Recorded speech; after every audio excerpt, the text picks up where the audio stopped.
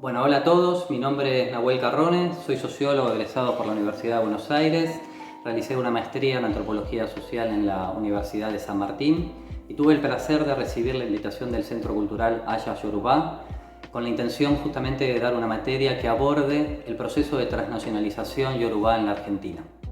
Acepté gustoso esta invitación, creo que es un muy buen momento para apoyar este tipo de emprendimientos que justamente permitirían llevar a cabo un proceso de legitimación de las comunidades afro en el país. La materia va a abordar justamente la consolidación de las religiones o las variantes afro-brasileras o afro-argentinas en el país. En un primer momento abordaremos justamente la consolidación de estas primeras variantes, entendiéndose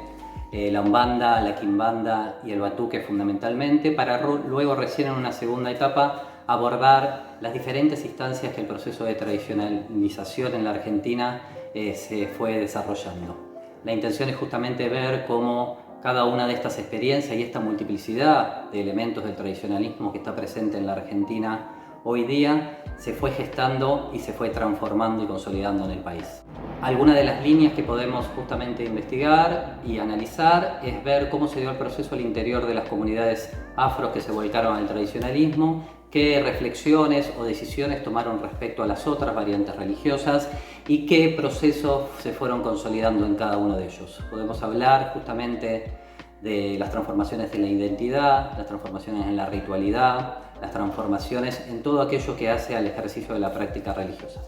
Así que bueno, los esperamos.